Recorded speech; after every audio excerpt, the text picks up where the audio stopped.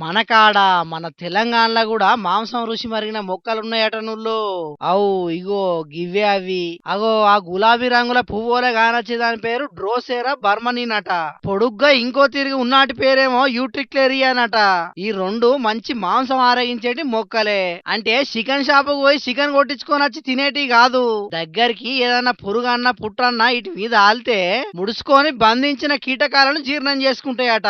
కొమ్రం భీం ఆసిఫాబాద్ జిల్లా Kagaznagar forest division లో ఉన్న పెంచుకల్పేటు బెజ్జూర్ అడవులల్లా అడవి అధికారులు వీటిని గుర్తుపట్టిర్రట. చూస్తారు కదా ఎట్లున్నాయో. ఆకుల మీద ఎంటికల లెక్క కానొస్తున్నాయి చూసిర్రా. అగో ఆటి నుంచి జిగురత్తదట. దాన్ని చూసి అబ్బా కమ్మగా ఉన్నదని పురుగు పుట్టు ఆలంగానే వాటిని బంధించి జీర్ణం చేసుకుంటాయట ఇవి. ఎంత చిత్రం చూసిండ్రా.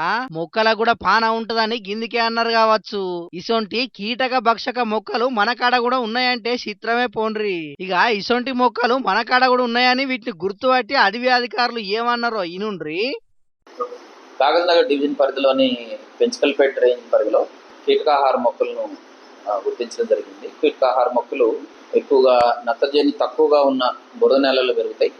మనకి ఇక్కడ డ్రాసిరా రకానికి సంబంధించిన కీటకాహార మొక్క ఉంది. మనకు పెంచుకల్పేట అండ్ బెజ్జూరు ఫారెస్ట్ ఏరియాలో మనకు డ్రాసరా ఇన్సెక్టివోరియస్ ప్లాంట్ ఉంటుంది. ఇన్సెక్టివోరియస్ ప్లాంట్ అంటే ఏంటంటే మనకు ఏవైతే అవి ఇన్సెక్ట్స్ తీసుకొని దాని దగ్గర ఉన్న నైట్రోజన్ అవి రిలీజ్ చేయడం జరుగుతుంది.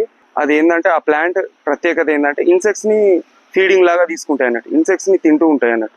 ఇక ఇవే కాదు, కాగజ్నగర్ అడవుల్లా ఇప్పటికే రంగురంగుల పుట్టగొడుగులు, తీరొక్క తీర్ల పక్షులు, సీతాకోక చిలుకలు, ఇంకా ఎన్నో అరుదైన మొక్కలు పువ్వులు ఉన్నాయి. ఇప్పుడు ఇసొంటి మొక్కలు కూడా దర్శనం ఇచ్చేటాళ్లకు ఈ ఏరియా అడవుల గురించి మస్తు గొప్పగా మాట్లాడుకుంటారు అడవులంటే పాయర ఉన్నోళ్ళంతా.